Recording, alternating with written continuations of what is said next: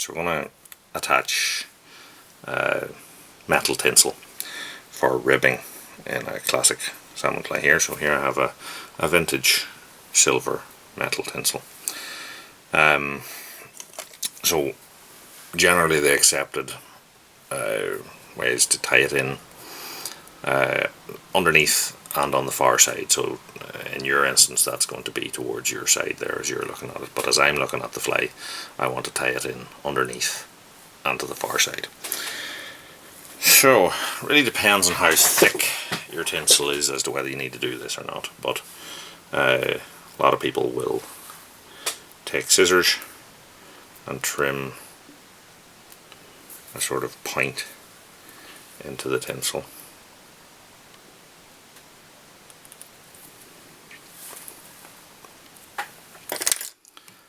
I would generally flip the fly on its side and allow that tinsel to catch underneath, slightly on, sort of on the side, on the far side, and then I would pull that down and let it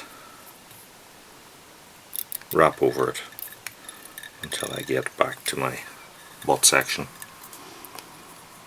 So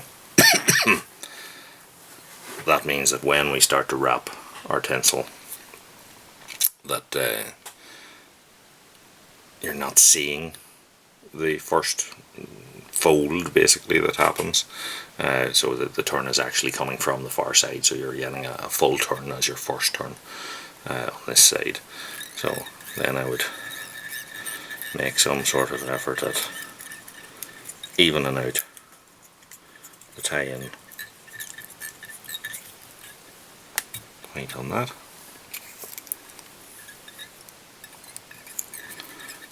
With my silk just in touching turns.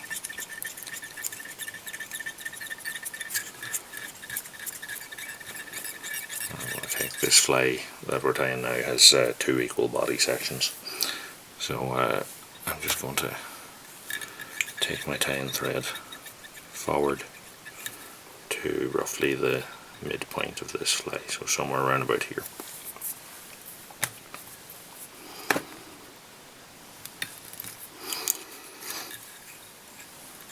So now we need to just make sure this body is level, so I'm going to use my tying thread to do this.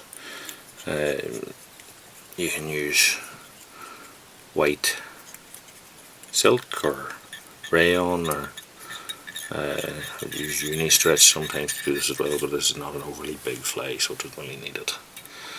But once we have that done, we'll take a burnishing tool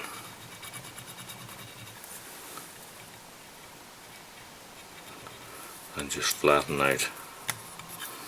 You need to push your finger against one side just to get a little bit of pressure and just flatten out all of our tying silk.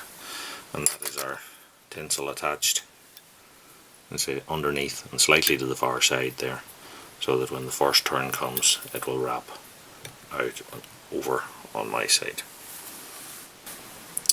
So we put on a floss body, which I'll cover in more detail in another video sometime. So we've taken our tinsel, it's coming from underneath. Just be careful of the first turn that you don't rip it, because it is folding on itself and it is metal. So once you get that first turn on, keep it under tension and watch the line of your previous wrap and try and get it, if you can, to stay parallel to it. And we're going to go for, well, it depends on the size of the, or the length of the body wrap, usually 4 to 5 turns on this kind of thing. So I've now got 5 turns in. This final wrap here is going over the top and underneath and will be tied off just as the 6th wrap would come across.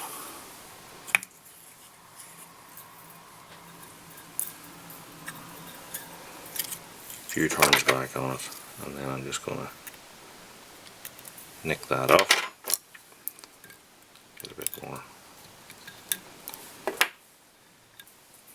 wax onto our thread.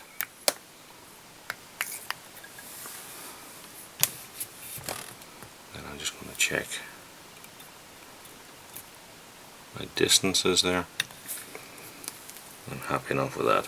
That's how you wrap it on silk. If you were to wrap it on seal's fur, which we'll cover in another video as well, it's slightly different because silk stays still, whereas if you're wrapping on seal's fur, because it's thick, there's a compression in that as well. It tends to move, so you have to allow for that. But that's how we wrap a flat tinsel rib.